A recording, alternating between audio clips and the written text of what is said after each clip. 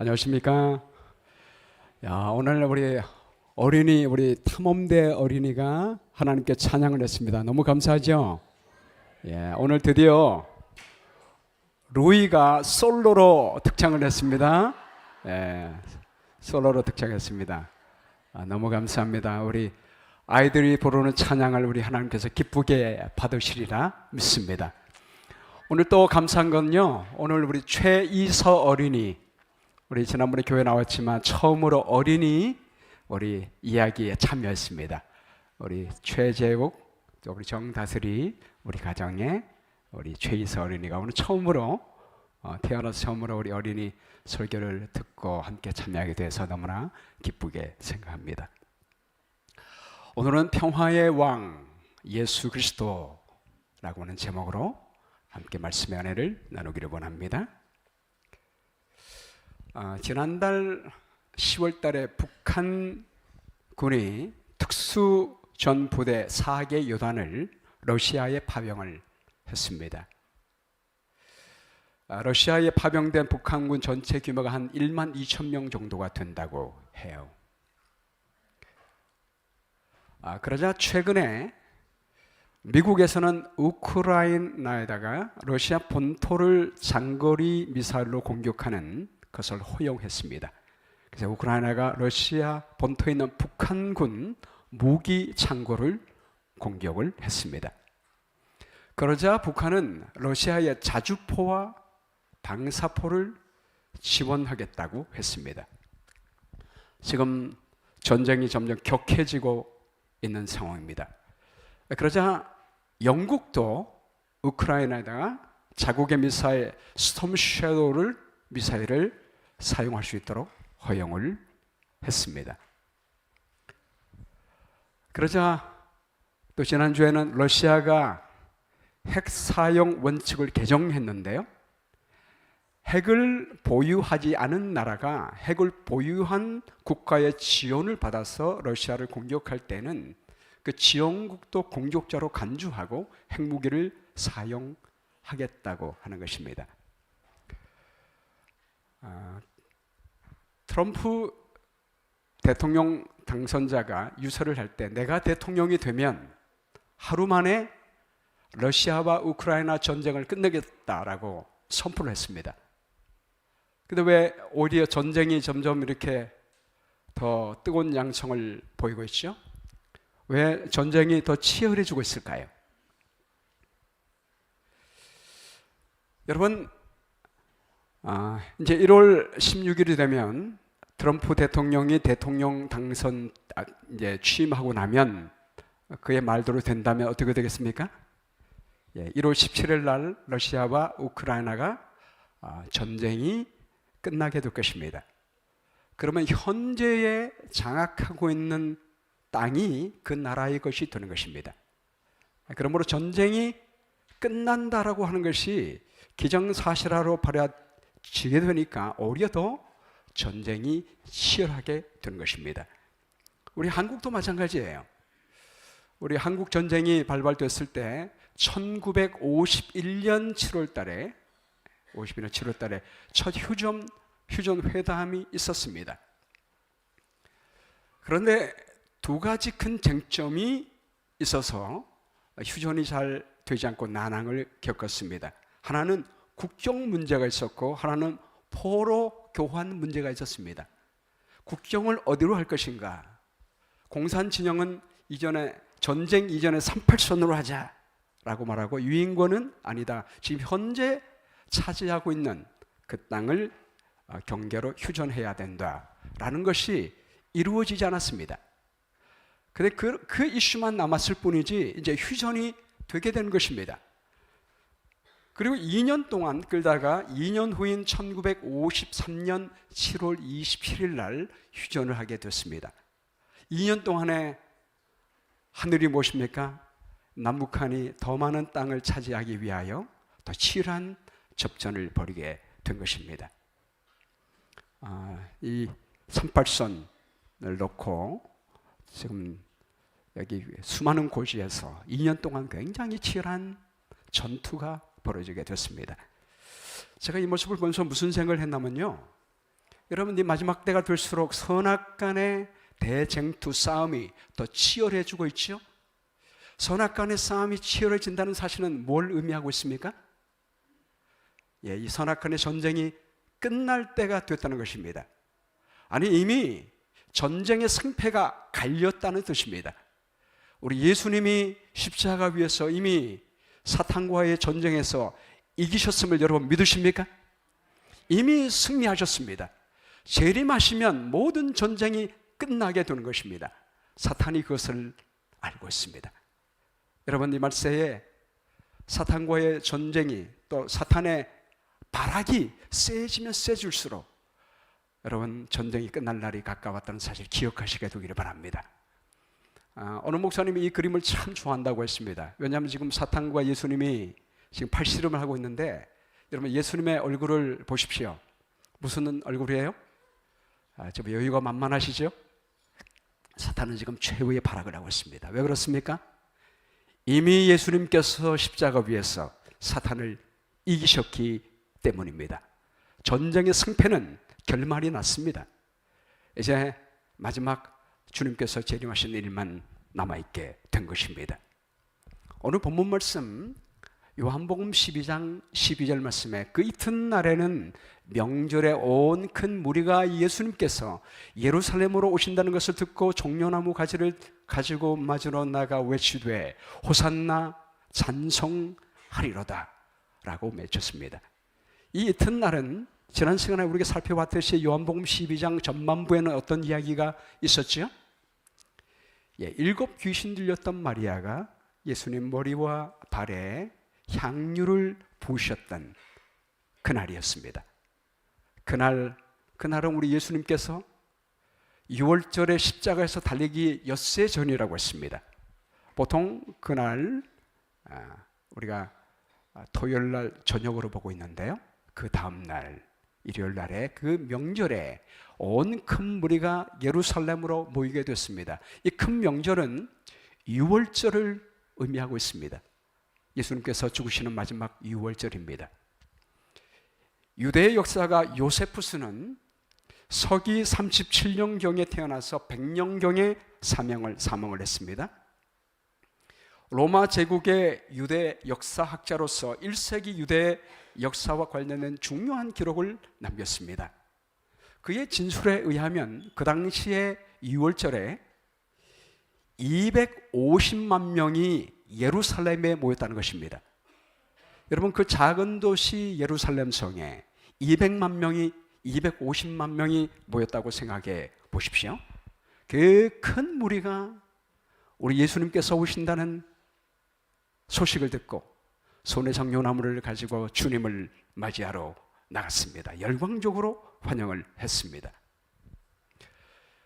주의 이름으로 오시는 이곳 이스라엘의 왕이시여 하더라. 예수는 한 어린 나귀를 보고 타시니라고 됐습니다.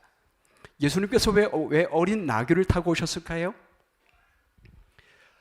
나귀를 타고 입성하는 것은 이스라엘 나라의 유대인의 풍습을 따른 것입니다. 이스라엘 나라는 왕이 입성할 때는 나귀를 탔습니다. 왜냐하면 메시아께서 나귀를 타고 입성할 것을 예언했기 때문입니다. 그 메시아를 고대하는 마음으로 이스라엘 왕들은 큰 말을 타지 않고 나귀를 탔다고 합니다. 예수님께서 나귀를 타고 입성하시자 모든 군중들이 환호하며 환영을 했습니다. 왜냐하면 이전에는 우리 예수님은 여러 번 왕이 되기를 거절했기 때문입니다. 우리 주님은 그분이 주목받는 것을 원하지 않았습니다.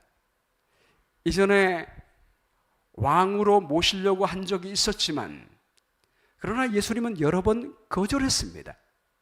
그런데 이번에는 예수님께서 나귀를 타고 왕의 모습으로 등장하게 되니까 많은 사람들이 깜짝 놀랐습니다.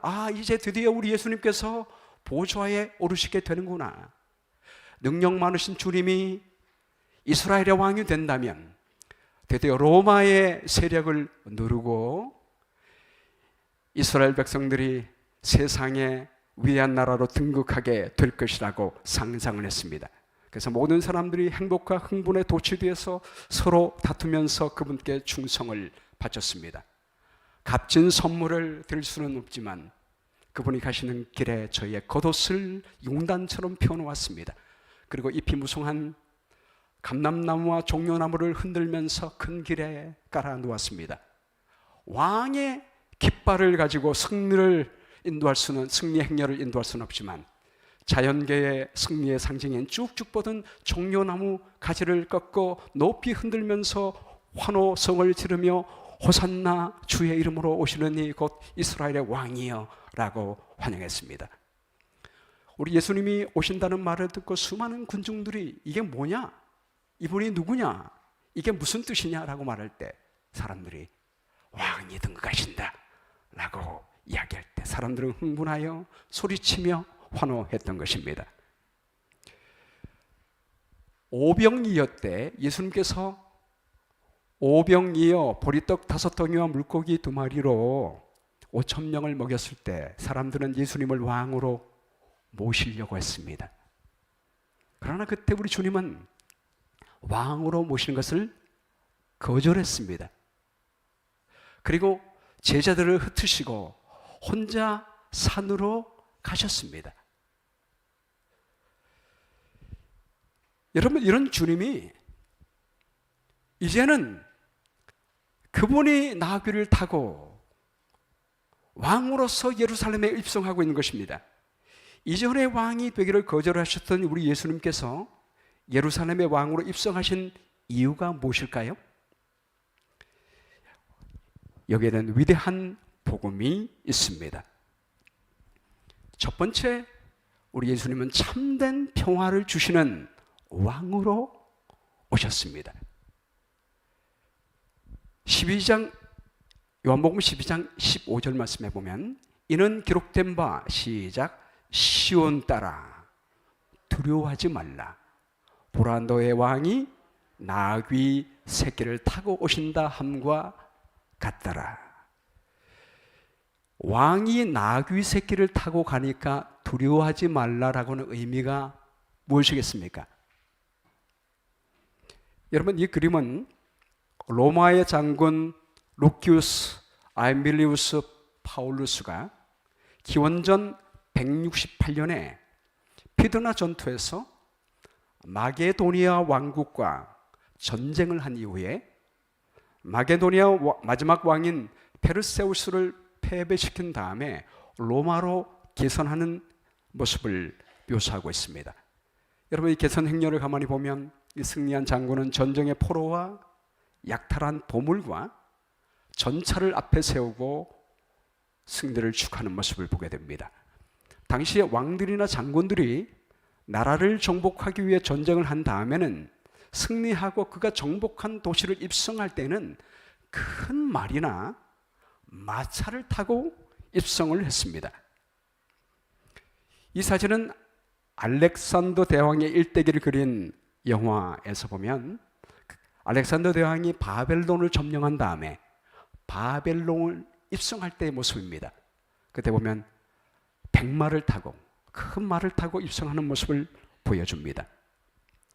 이 그림은 프랑스의 화가 샤를 르 브랭이 알렉산더 대왕이 바벨론에 입성하는 장면을 그리고 있습니다. 지금 알렉산더 대왕이 바벨론에 입성할 때 뭘 타고 지금 입성하고 있어요? 뭘 타고 입성하고 있습니까? 그를 호위하는 장군은 큰 말을 타고 있지만 그는 코끼리가 모는 병거를 타고 있습니다. 자, 왜 이렇게 입성하는 왕이 큰 말과 코끼리를 타고 입성할까요?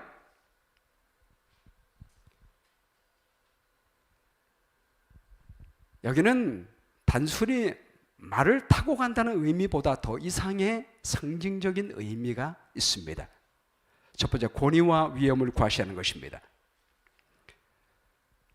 한 나라가 그 나라를 정복할 때는 단순히 전쟁에서 승리한 결과 이상으로 신성한 권위나 절대적 통치를 지닌다는 의미입니다. 두 번째는 새로운 권력과 질서의 상징입니다. 이전 왕권은 무너졌고 새로운 권력이 섰다는 사실을 상징적으로 보여주고 있습니다. 그리고 제국의 부와 위대함을 과시하고 있습니다. 그리고 신적 권위를 강조하고 있습니다. 이 전쟁은 단순히 인간적 승리가 아니고 신의 축복으로 말미암아 승리하게 됐으니까 이제 새로운 정부에 복종하라는 의미입니다. 그리고 공포와 경외의 심을 조성하는 것입니다. 반란을 일으키지 말고 저항 의지를 꺾으면서 이제 새로운 나라의 충성을 다하고 하는 것입니다. 이런 이유 때문에 왕이 새로운 도성을 입성할 때, 왕이 등극할 때는 이렇게 큰 말을 타고 마차를 몰면서 등극하게 된 것입니다. 그런데 우리 예수님은 뭘 타고 입성하시는 거예요?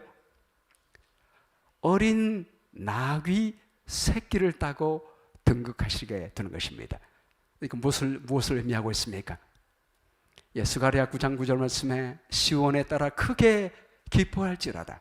새로운 왕이 등극할 때 두려워하지 말고 오히려 기뻐하라는 것입니다. 왜냐하면 내 왕이 내게 임하나니 그는 공의로우시며 구원을 베풀며 겸손하셔서 나귀를 타나니.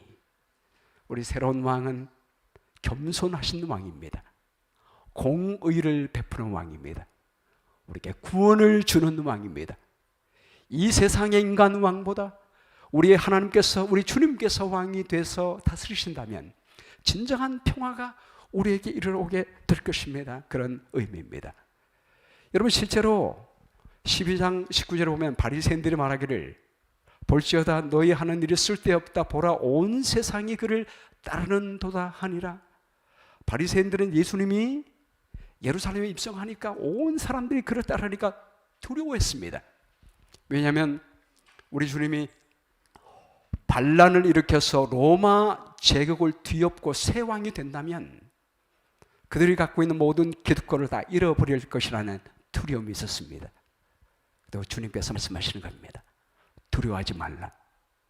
내가 왕이 된다면 참된 평화가 임하게 될 것이다 라고 말씀하고 있는 것입니다. 그리하여 시온에 따라 두려워하지 말라. 보라 너의 왕이 나귀 새끼를 타고 오신다함과 같더라. 여러분, 실제로 이사야 40장 9절 말씀에 보면 예수님이 왕이 될 경우에 어떻게 될 것인가를 묘사하고 있죠.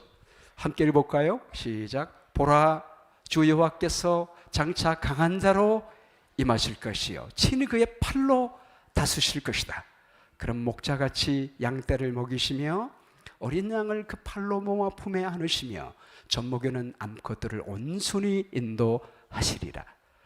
우리 예수님이 이 땅을 다스리지만 그분은 어린 양떼를 돌보듯이 온순하게 인도하시겠다고 약속했습니다. 예수님이 예루살렘에 입성하실 때 이 장면에 대해서 시대의 소망을 보면요 굉장히 잘 묘사되고 있습니다. 시대 소망 572쪽에 보면 이렇게 묘사합니다.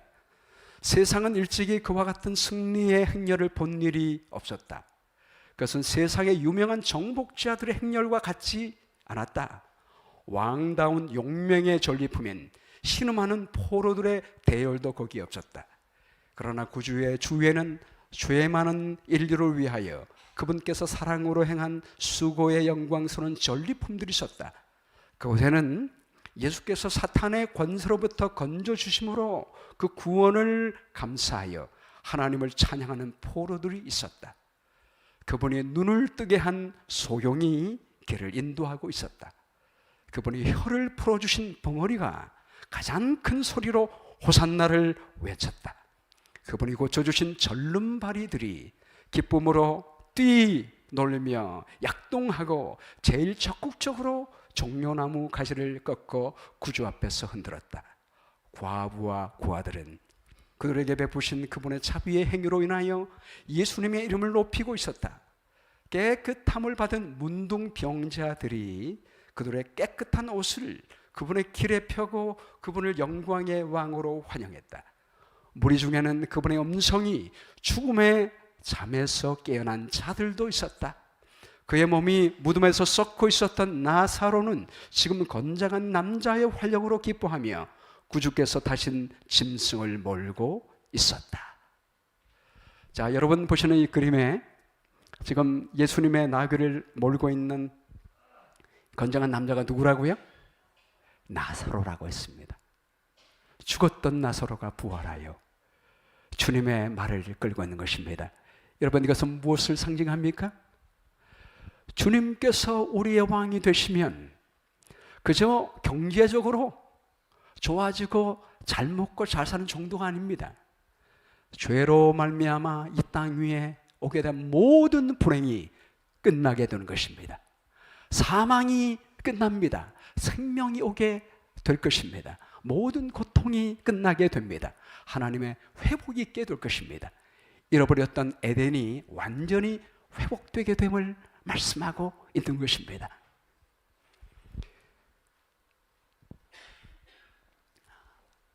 예전에 제가 우리 노태숙 성도에 대한 간증을 한번 드린 적이 있었는데요. 지금으로부터 한 7년 전에 우리 중동부 지역에 와서 간증을 했던 적이 있습니다. 이분은 한국에서 무당으로 활동하다가 우리 예수님을 발견하고 침례받고 우리 교인이 된 분입니다. 이 노태숙 씨는 평범한 주부였어요. 유치원 교사였습니다. 남편은 육군 소령이었습니다. 육군 소령과 만나서 결혼한 평범한 주부였습니다. 근데 항상 어릴 때부터 머리가 아팠다고 해요. 근데 그 이유를 병원에 가도 알아맞히지 못하는 것입니다. 어느 날 무당을 만나게 됐는데 이분이 말하기를 그래요. 여러분, 우연이라도 점치러 가지 마십시오라고 말합니다. 점치러 갔다가 무당을 만나게 되니까 이런 일이 있게 됐다고 얘기해요. 그래서 무당을 만났는데 그 무당이 하는 말이 당신의 오빠가 어린 시절에 돌에 맞아 죽었는데 그 오빠의 영혼이 당신에게 있는 것이라고, 그래서 머리가 아픈 것이라고 말하는 겁니다. 머리 아픈 것에서 벗어나기 위해서는 당신이 무당이 되어야 된다고 말하는 것입니다. 만약 당신이 무당이 안 되면 당신의 딸이 무당이 될 것이다 라고 말하는 것입니다. 자기는 그 오빠가 지금 현재 두 오빠가 있는데 두 오빠가 살아있는데 무슨 말을 하느냐고, 당신 엄마에 가서 확인해 보라고. 진짜 확인해 봤더니 엄마가 그렇게 얘기해 주는 거예요. 그 위에 오빠가 있었는데 어린 시절에 돌에 맞아 죽게 됐다는 거예요. 그 말을 듣고 나니까 믿어지잖아요. 그래서 내 딸이 무당 되기를 원하는 사람이 누가 있겠습니까? 그래서 그 딸을 무당을 시키지 않기 위해서 그는 본인이 무당이 되기로 결심을 합니다. 그래서 무당에 가서 무당 수업을 받고 그리고 역수를 배우고 그리고 기도합니다. 신이 내림을 위하여 하루에 4시간을 기도했다고 했습니다. 그 신이 내리는 시간이 밤이라고 그래요. 그래서 11시부터 새벽 1시까지, 새벽 3시부터 5시까지 밤에 잠자지 않고 4시간 동안 기도하는 것입니다. 그리고 낮에도 수시로 기도했다고 했습니다. 그리고 드디어 무당이 되고 신을 받게 됐습니다. 손님이 오잖아요. 손님이 오면 그 귀신이 그 손님이 어디가 아픈지를 알려주는데 자기의 간이 아프게 해준대요. 간이 막 아프면 손님 간이 아프시죠? 이렇게 얘기하면 어떻게 하느냐고. 그리고 부적을 써주면 그 간이 낫는 것입니다. 심장이 아픈 환자가 오면 그 귀신이 자기의 심장이 아프게 해주는 거예요. 당신 심장 아프시죠? 어떻게 하라냐고. 그 부적을 써주면 심장이 나는 것입니다. 용하다고 소문이 나니까 손님이 많이 와서 돈도 잘 벌었다고 합니다. 그러나 사탄은 그의 삶을 파탄나게 했다고 합니다. 사탄은 이용할 때는 돈을 주는 것 같지만 결국 사람을 파탄 가운데 멸망으로 몰아간다는 것입니다. 그것이 그의 경험이었습니다. 몸이 다 망가지고 정신이 피폐하게 됐습니다. 나중에 자살을 시도했습니다. 근데 15일 만에 깨어났다고 합니다. 그런 중에 그의 마음 깊은 곳에서 솟아나는 열망이 있었습니다. 누가 저를 좀 살려주세요 라고 하는 간절한 열망이 있었습니다. 그러던 어느 날 2015년 어느 날 교통사고를 당하게 됩니다. 차를 타고 좌회전을 하는데 상대방에서 추월하는 차량이 자기 차를 보지 못하고 박은 것입니다. 어깨도 다치고 허리도 다치고 온몸이 다쳐서 병원에 입원했는데 거의 한 달 반 동안 입원하고 있다가 그 다음에 또 3달 동안 한방병원에 있다가 그랬는데도 불구하고 잘 낫지를 않는 거예요. 그러다가 궁금한 점이 생겼어요. 아니, 내가 이제까지 다른 사람의 운명은 잘 알아맞혔는데 내가 무당인데 왜 귀신이 나에게 사고가 날 것을 알려주지 않았지? 라고 하는 의문이 생기게 됐습니다. 아니, 이것도 알지 못하면서 누군가가 와가지고 점치러 오면 내가 뭐라고 대답할 것인가? 확신이 생기지 않았습니다. 그래서 그동안 물었던 귀신에게 말했습니다. 저에게 확신을 주세요. 근데 아무 응답이 없는 거예요. 아무 응답이 없습니다. 그래서 화가 나가지고 그동안 섬기고 있던 산신당의 모든 물건을 다 불태워 버렸습니다. 그러고 나니까 복수할까봐 두려움이 있게 됐습니다. 여러분, 산신을 섬기다가 그걸 다 버렸으니까 복수할까 두려움이 생기게 된 것입니다. 그때 마음속에 어떤 마음이 생겼냐면 귀신보다 강하신 분 안에 숨어야겠다라고 생각이 됐습니다. 여러분, 그분이 누구십니까? 그분이 누구세요? 하나님이시고 예수 그리스도십니다. 이분이 무당이었지만 그분이 누구인 줄 알았습니다. 여러분, 이분이 하는 말이, 이분과 친하게 지냈던 분이 우리 안식일교회 집사님이셨습니다. 우리가 보기에 전혀 가능성이 없는 사람일지라도 복음을 전해야 하는 이유가 여기 있다고 말했습니다. 늘 복음을 전하고 할 때 거절했지만 그분의 말이 기억났습니다. 그래서 안식일교회 집사님을 찾아보게 됐습니다. 그랬더니 그분이 김대송 목사님을 소개해 줬습니다. 영남 앞에 계시다가 금방 은퇴하신 김대송 목사님과 함께 매일마다 성경 공부를 하게 됐습니다. 그리고 예수님을 만나게 됐습니다.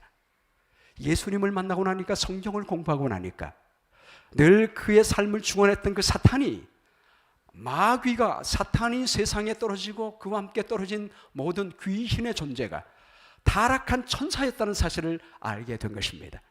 그리고 예수님께서 이미 그를, 사탄을 이기셨다는 사실을 알게 됐습니다. 그러고 나니까 더 이상 사탄이 두렵지가 않았습니다. 그리고 침례받고 하나님의 자녀가 됐습니다. 그 이후에 그녀의 삶에 평화가 찾아오게 됐습니다.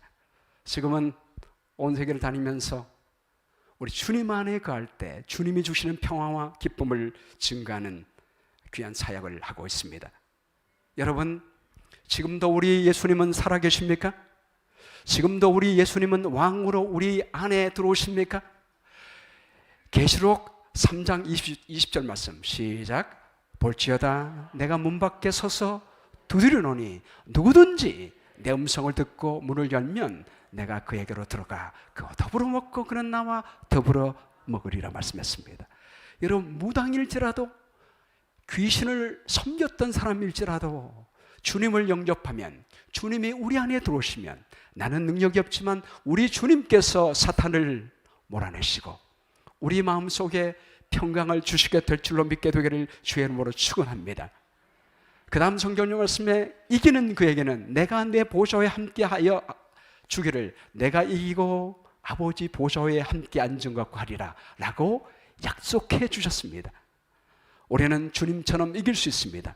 주님께서 사탄을 이기신 것처럼 우리가 주님을 모시고 주님이 내 안에 왕으로 오시게 되면 주님께서 승리하게 주시게 될 것입니다. 두 번째, 우리 예수님은 모든 사람을 품으시는 왕으로 오셨습니다. 20절 말씀에 이어서 말하기를 명절에 예배하러 올라온 사람 중에 헬라인 몇이 있는데 그들이 갈릴리 벳세다 사람 빌립에게 가서 청하여 이르되 선생이여 우리가 예수를 배우고자 하나이다. 여러분, 헬라인은 이방인입니다. 이방인들이 예수님을 찾아오게 된 것입니다. 이 모습을 보고 주님은 인자가 영광을 얻을 때가 왔다라고 말씀했습니다. 여러분, 인자가 영광을 얻을 때가 왔다는 말이 무슨 말입니까? 주님은 12장 32절 말씀에 내가 땅에서 들리면 모든 사람을 내게로 이끌겠노라 라고 말씀했습니다. 주님이 십자가에서 땅에서 높이 들리면 이스라엘 백성들뿐만이 아니라 이 땅의 모든 사람을 이끌겠다고 말씀했습니다. 매해 예루살렘에 유대인뿐만이 아니요 많은 이방인도 왔지만 특별히 이번 예루살렘에 하나님께서 수많은 이방인들이 예루살렘에 모이게 해주셨습니다. 주님이 이것을 보고 주님의 영광의 때가 왔다라고 생각했습니다. 이제까지 예수님은 여러 번 죽을 고비가 있었지만 내 때가 아니라라고 말씀했습니다. 죽을 때가 아니라고 말씀하시고 죽을 때를 피하셨습니다. 이제는 영광을 얻을 때가 온 것입니다. 이것은 예수님의 개인의 영광이 아닌 주님께서 들리시게 되면 모든 사람이 구원을 받고 영광으로 회복될 때가 왔다고 하는 의미인 것입니다. 우리 예수님은 이제까지 복음 전하면서 사람의 주목을 끌기 원하지 않았습니다. 왜냐하면 그것이 죽음을 재촉하기 때문이었습니다. 그러나 주님께서 마지막 죽으시는 그 주에는 모든 사람의 시선을 끌기 위하여 노력했습니다. 많은 사람이 그분을 따를 수 있도록 나귀를 타고 소리를 지르며 호산나 다윗의 자손이여라고 부르겠습니다. 유대인들이 그렇게 하지 말라고 말리라고 했지만 만일 이 사람들이 말하지 않으면 돌들이 소리 지르겠다고 허용하시는 모습을 보게 됩니다. 여러분, 왜 그렇게 했을까요? 우리 예수님은 모든 사람들에게 알려서 그분의 십자가를 바라보고 구원받기를 원하시는 것입니다. 여러분도 이 속에 포함되어 있을 줄 믿게 되기를 간절히 바랍니다. 주님은 우리 모두를 구원하기를 원하시고 우리 모든 여러분의 마음속에 들어오시기를 원하십니다. 마지막 세 번째로 예수님은 한 알의 밀처럼 죽으심으로 모든 사람이 영생의 열매를 맺게 하셨습니다. 주님께서 이어서 유명한 말씀하십니다. 시작. 내가 진실로 너에게 이르노니 한 알의 밀이 땅에 떨어져 죽지 아니하면 한 알 그대로 있고 죽으면 많은 열매를 맺느니라. 우리가 씨앗을 밀을 땅에 심으면 땅에 던지면 그 밀이 썩는 것 같지만 그 안에 생명이 살아있지 않습니까? 거기서 오히려 싹이 더 나오지 않습니까? 죽지 않습니다. 그리고 오히려 많은 열매를 맺게 됩니다. 하나를 심었는데 밀이 열리게 되면 몇 배나 열립니까? 수백 배의 열매를 맺게 되는 것입니다. 예수님께서 예수님의 죽음을 말씀하시면서 이 원리를 말씀하신 이유가 무엇일까요? 예수님 한 분이 죽으면 그 죽음을 통하여 모든 사람이 생명을 얻을 수 있다는 말씀을 하고 있는 것입니다. 예수님께서 십자가에서 돌아가셨을 때 주님의 그 십자가 위에 뭐라고 팻말을 붙였죠? 유대인의 왕이라는 팻말을 붙였습니다. 그때 바리새인들이 빌라도에게 항의하기를 자칭 유대인의 왕이라고 붙이십시오 라고 했더니 빌라도가 하는 말이 내가 쓸 것 없다라고 말했습니다. 여러분, 예수께서 십자가에서 죽으실 때는 한 개인의 자격으로 죽으신 것이 아닙니다. 왕으로서 죽으신 것입니다. 그분은 왕으로 입성하셨고 왕으로서 온 세상 앞에 내가 죽었다라고 선포하고 있는 것입니다. 여러분, 이것이 무슨 의미가 있습니까? 대표자가 죽게 될 때 우리 모두가 살게 되는 것입니다. 로마서 5장 17절 말씀에 그 원리를 말씀하고 있죠. 한 사람의 범죄로 말미암아 사망이 그 한 사람을 통하여 왕노로 하였은즉. 여러분, 이 한 사람이 누구죠? 아담을 의미하고 있어요. 왜 아담 한 사람이 범죄했는데 왜 죄가 이 세상에 들어옵니까? 왜 아담 한 사람이 범죄했는데 그 결과로 이 세상에 죄가 들어오고 사망이 오게 됐습니까? 아담은 지구의 대표자였습니다. 지구의 왕이었던 것입니다.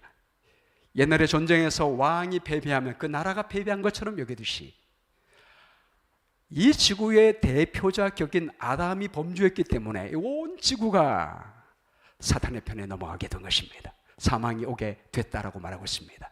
이 똑같은 원리로 더욱 은혜와 의의 선물을 넘치게 받은 자들은 한 분 예수 그리스도를 통하여 생명 안에서 왕노릇 하리도다. 아멘. 예수님이 죽으심으로, 그분 한 분이 죽으심으로 말미암아 우리 모두가 생명을 얻게 된 것입니다. 여러분, 이 사실을 믿게 되기를 주의 이름으로 축원합니다. 이 노태숙 씨가, 제가 이전에 간증 들었다가 오늘 말씀과 연관돼서 다시 한번 간증을 들었습니다. 어젯밤에 다시 들었는데 그분이 이런 질문을 던졌습니다.